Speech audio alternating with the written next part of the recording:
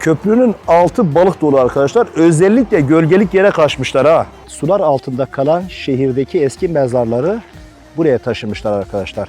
Ilısu Barajı'nın altında kalan evlerin yerine yapılan yeni evler bunlar arkadaşlar.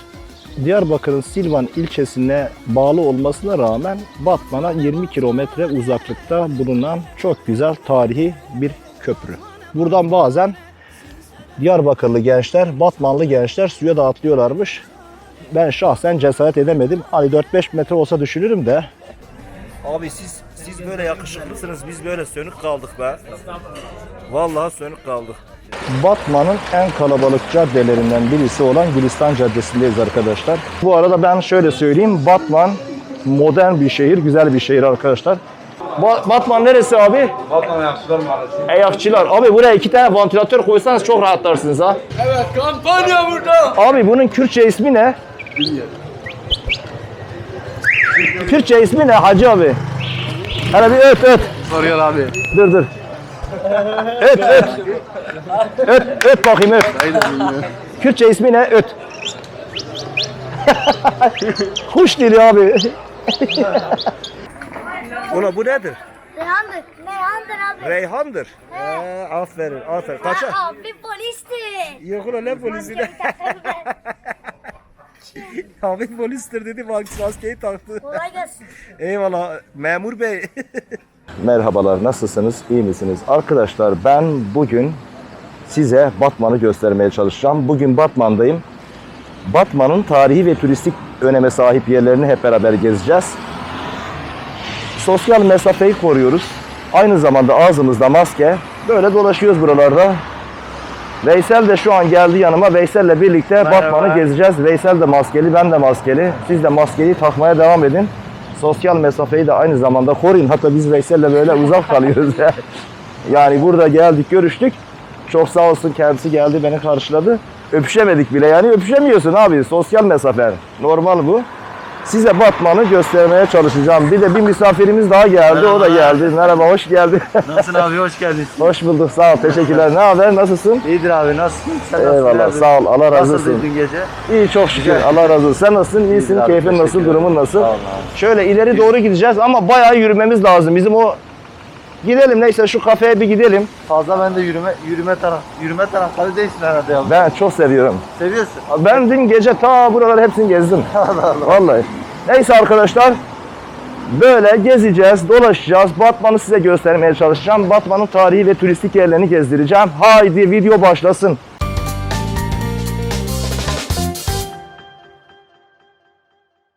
Bu cadde şehrin bir ucundan diğer ucuna kadar gidiyor değil mi? Devam ediyor. Evet. Yani Batman'ın girişinden çıkışına kadar bu Aynen. cadde devam ediyor. Maşallah çok güzel bir cadde arkadaşlar. Yani Batman'ın en güzel caddelerinden birisi. Kaç şerit? 1, 2, 3, 4, 5, 6 şerit değil mi? Evet. Çok akıllıca yapmışlar ha. Minibüs yolu ayrı. Çok akıllıca yapmışlar. Bisiklet yolu da ayrı. Diyarbakır Caddesi. İsmi Diyarbakır Caddesi. Diyarbakır Caddesi. Evet. Bisiklet yolu dahi var.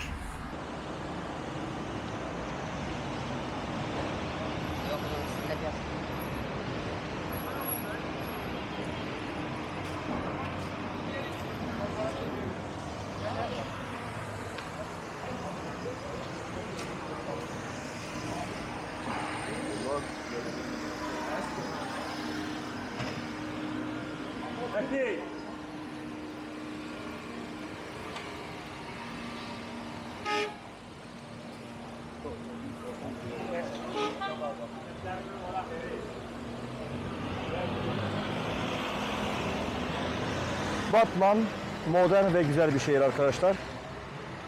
Batman'a gelin, Batman'ı ziyaret edin. Batman'da 2-3 gün kalabilirsiniz. 2-3 gün kaldığınız zaman Batman'da keyifli vakit geçirebilirsiniz. Burası en işlek caddelerinden birisi arkadaşlar.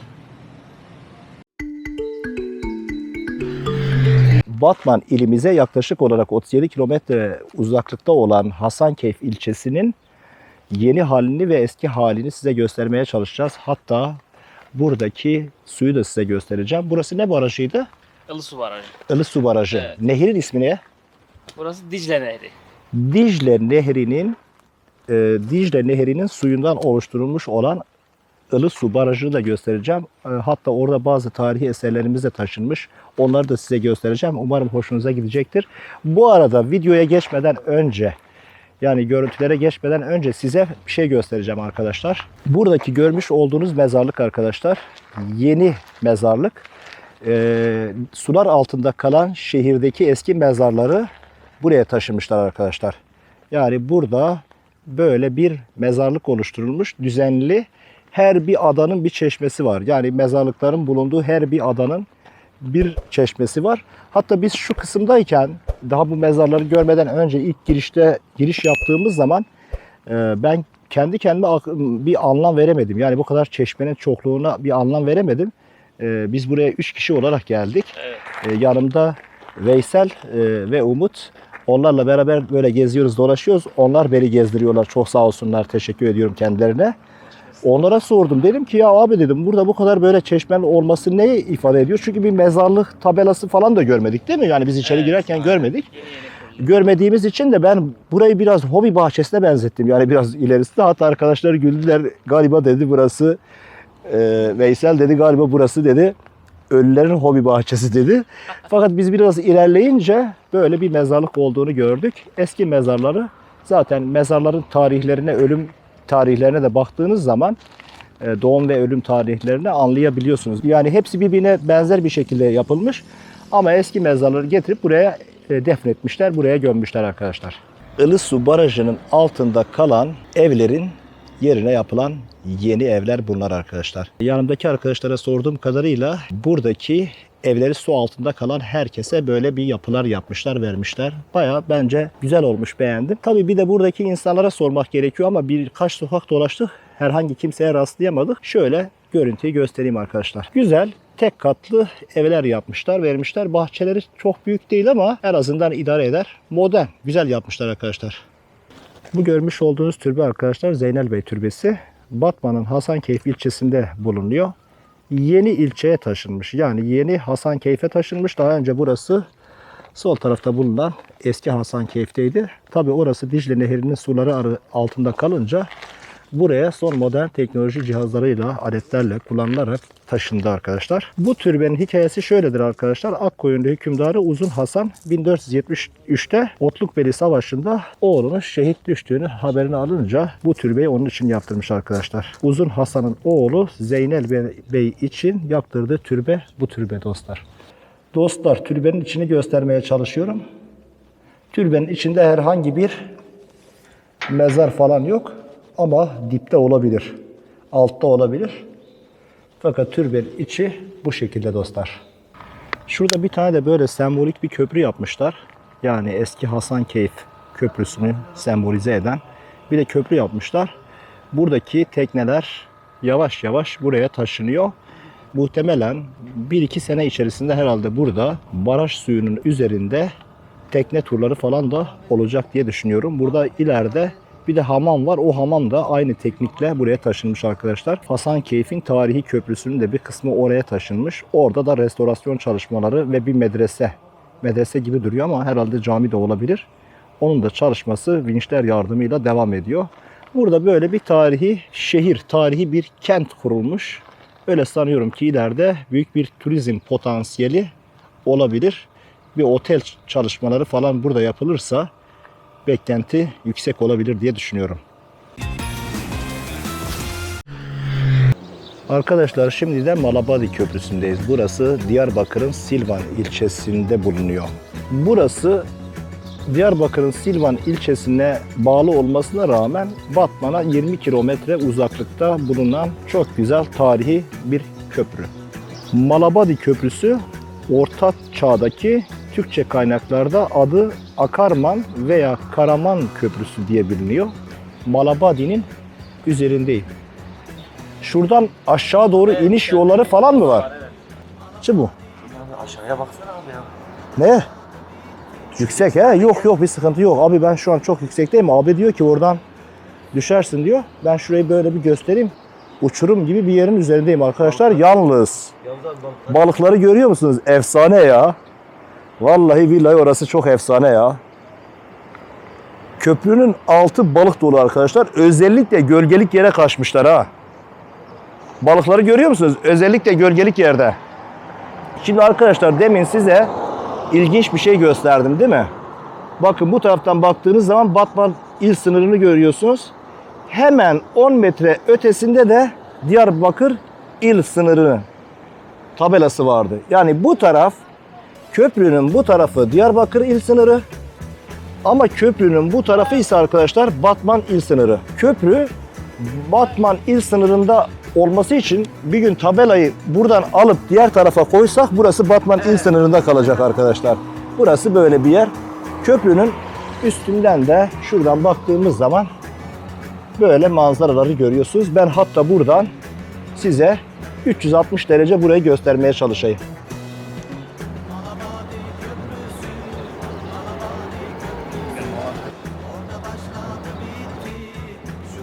Buradan çıktık, buraya kadar geldik. Şimdi bir de köprünün üzerine doğru çıkacağız.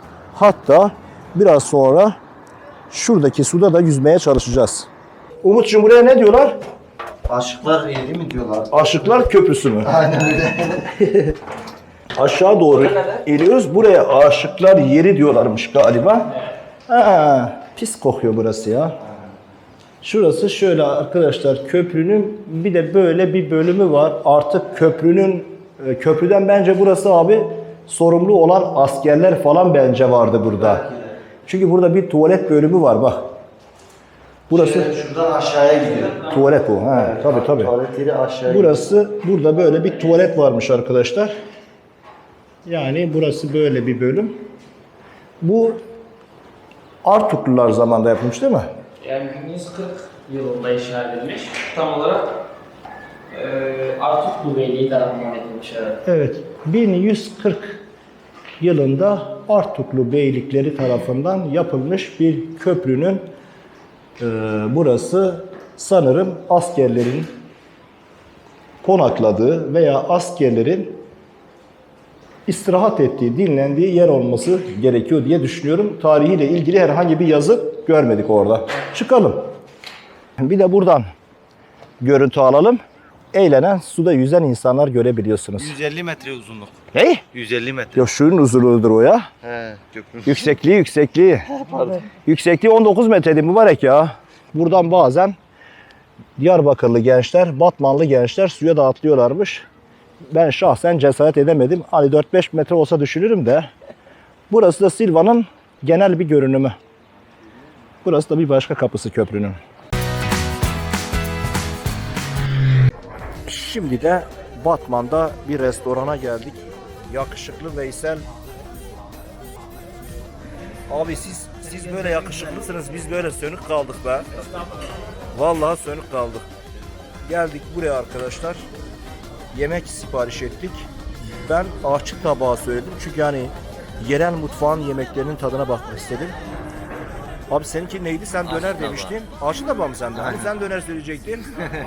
Değiştirdik. Abi değiştirmiş. Senin de kuzu tandır mıydı? Sabit. Böyle bir bak. Böyle yapmak hoş değil ama hadi böyle de bir yiyelim. Her yerin bir şeyi meşhur. Bizim de etimiz meşhur. Kuzu eti meşhur orada yani. Güzel. Aynen öyle.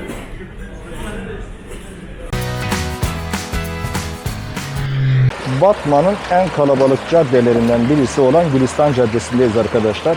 Burası trafiğe kapalı bir cadde. Böyle trafiğe kapatmışlar. Hoş bir cadde arkadaşlar. Batman'ın sokaklarını dolaşmaya devam ediyoruz. Merhaba Baver. Merhaba abi, hoş geldin. Eyvallah, hoş bulduk. Teşekkür ederim. Baver kardeşle beraber böyle Batman'in sokaklarında Batman. Batman. Batman'e dava açmış Abi bir şehirdir. sen Batman, ben Robin. Robin var. Robin Hood. Baksana maskelerimize. Taktık böyle.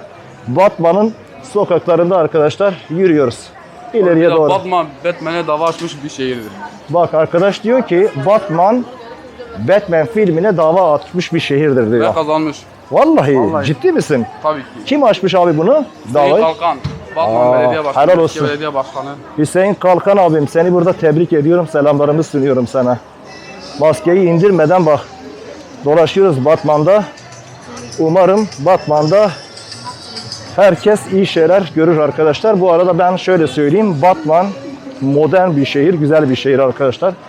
Sokaklarını çok beğendim. Sokakları çok temiz. Böyle baktığınız zaman toz, toprak, duman yok. Ama biraz nem var. Herhalde öyle sanıyorum ki bu baraj yapıldığından dolayı biraz nemleşmiş burası. Yani nem alıyor. Rahatsız ediyor mu? Hayır. Diğer şehirler gibi rahatsız etmiyor ama güzel, hoş. Şimdi ileri doğru gideceğiz. Orada da zahirecilerin, peynir satıcılarının olduğu sokağa, olduğu caddeye doğru gideceğiz. Sizin için orada da görüntüler almaya devam edeceğim. Millete var mı abi bir mesajın? Herkesi Batman'a bekliyoruz. Gelsinler Batman değil mi? güzeldir. Evet, aynen. Senin kalkan deyimiyle şinayesi kimdir? Biz, Belediye ne başkanı. demiş abi? Sen şöyle biraz yanaş. Belediye başkanı diyor da Batman güzeldir ama şinayesi kimdir? Şinayesi nedir abi? Yeşillik yani yeşilliği eksik. Diyor ki bizim bir başkanımız vardı diyor. Bir belediye başkanımız vardı. Diyormuş ki Batman güzeldir fakat yeşilliği eksiktir ama ben gördüğüm kadarıyla yeşilliği biraz eksik görmedim. Normal yani ya. Bir 15 yıl önce falan. Evet yani bir 15-20 yıl önce falan diyormuş. Şimdi arkadaşlar burada size ilginç şeyler göstereyim. Diyorum. Ne satıyorsun abi sen? Abi çay satıyoruz. Abi 24 ay taksit kredi kartı geçerli aksis bonus. o akses bonusla diyor, kredi kartıyla diyor 24 ay boyunca taksitle verebiliriz diyor. Çayı içebilirsin. İlginç bir yüz, ilginç bir manzara arkadaşlar. Abi merhaba, nasılsın? İyisin? Teşekkür ederim. Sen nasılsın? Eyvallah, hoş bulduk.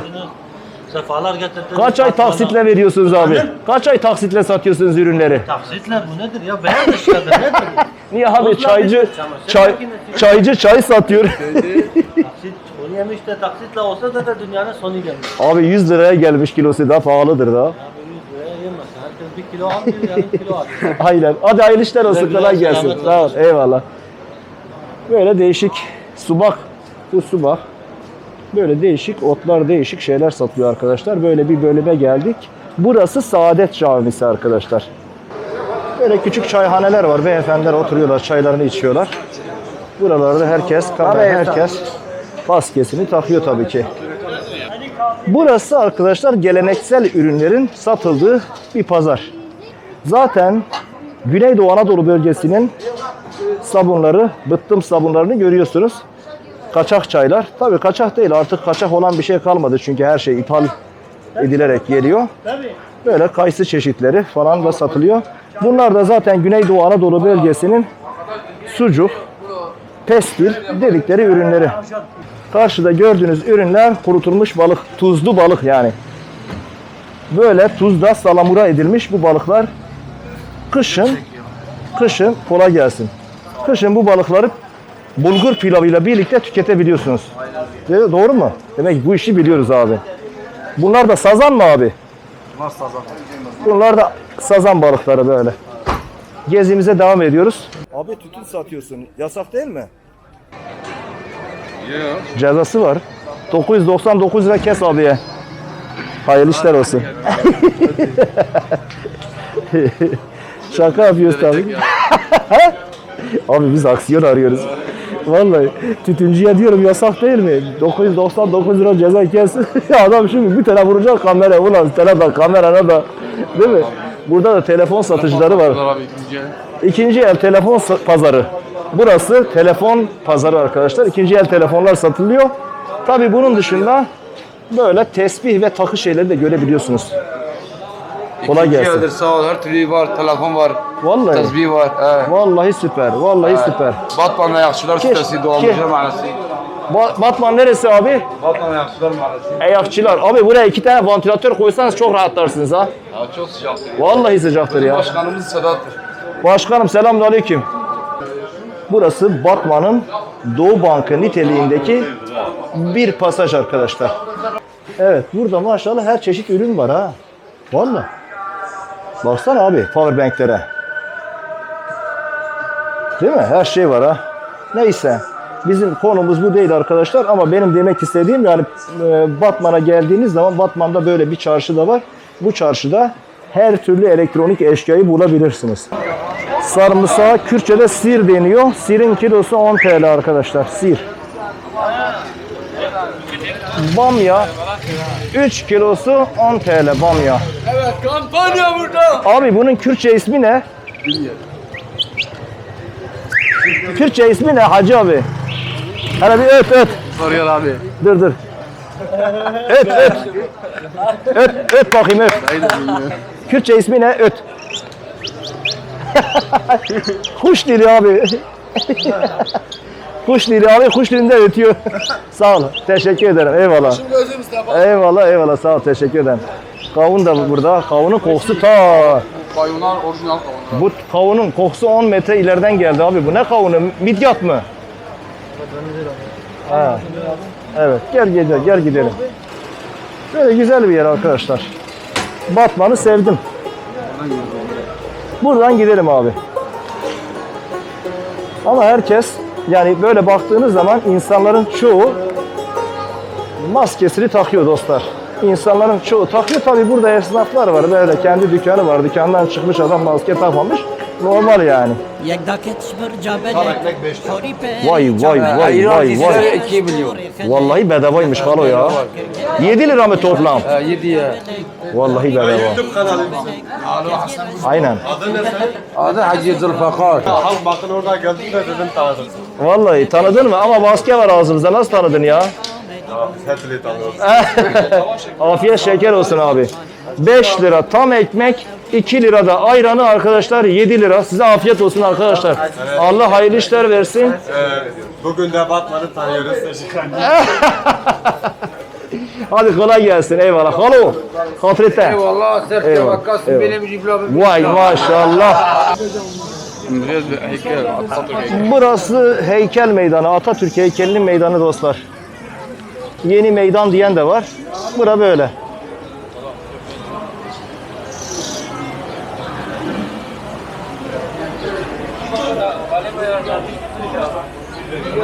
Amcamdan şimdi biraz kayısı alacağız. Amcam kivinin fiyatını üzerine yazıyor. Kivi nerede amca? Kivi mi diyor? Arada 4.99 yazıyor. Bu acur abi çok. Bu acur değil mi abi? He, bu nedir peki bu?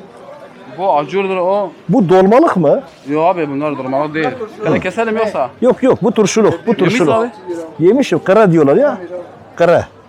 Vallahi hemen var bir. Kelek değil mi abi bu? Tamam kelektir de ismi. Abi sana zahmet bundan bize bir yarım kilo versene sana zahmet ya. Şundan alalım. Gel kardeşim sen yiyecek mi oğlum? Kayısı yiyecek mi? Alır sana? Te kayısı bu koy. Bana faimle. Şu an o kilo. Halo da burada şey satıyor. Acur satıyor. Halo acurun kilosu ne kadar? Vallahi o acurlar da güzelmiş ha. 5 TL.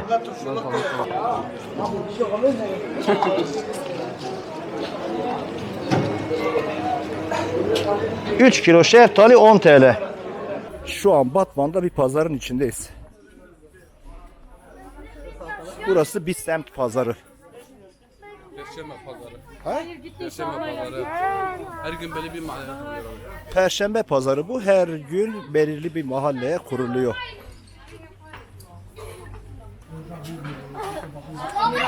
Araşye bu nedir? Parpare. O da hala. Parpare ne olur? Parpare. Hani parpare. Ne Türkçe hala? Semiz otu, semiz. Semiz otu. Demire çok öyle değil miydi abi? Demir. Şüphe demir nana, şüphe demir zabaşı. Ver şu başı. Abi ne var Türkçe? Türkiye, kurmancı. Bamya Ya valla. Bamya aynı. Bamya. Türkçe aynı. Bamya. Hadi hayırlı işler. Hatırete. Türkçe ismi Bamya arkadaşlar. Öğreneceksin abi. Ulan bu nedir? Reyhandır. Reyhandır abi. Reyhandır. Aferin. Kaça? Abi polisti. Yok ulan ne polisi de. Abi polistir dedi maskeyi taktı. Kolay gelsin. Eyvallah memur bey. Nereye gittin? ulan polis. Ulan nerede maskeleriniz? Nerede maskeleriniz? Evet abi polisti. Ver. Sıraya girin 999 bin lira kişi başı verin. Ulan keratalar sizi. Arkadaşlar burası da Batman'ın Sanat Sokağı. İsmi Sanat Sokağı ama Sanat Sokağı dediğimiz zaman akla sadece buradaki çay evleri geliyor. Çay ocakları, çay bahçeleri geliyor. Baştan sona böyle çaycılar var. Çay evleri var. Ramazan'la beraber arkadaşlar Batman'ı gezdik. Batman şehrini dolaştık, gezdik. Sizin için görüntüler aldık. Umarım hoşunuza gitmiştir. Ramazan, senin eklemek istediğin bir şeyler var mı kardeşim? Yavuz abi tekrardan hoş geldin. Herkesi bekliyoruz. Arkadaşlar videoda Yavuz abiyle çok yeri gezdik, dolaştık. Çok emek var bu videolarda. Like'lamayı ve beğenmeyi unutmayın lütfen. Peki. Teşekkür ederiz. Henüz kanala abone olmamış olan Batmanlı kardeşlerimiz varsa ne yapıyorlar? Takip ediyorlar. Hemen kanala gidip abone oluyorlar. Like ve yorum atmayı unutmuyorlar. Kendinize iyi bakın. Allah'a emanet olun. Başka bir şehirde Diyarbakır'da görüşmek üzere. Şu an Diyarbakır'a gidiyorum. Bay bay.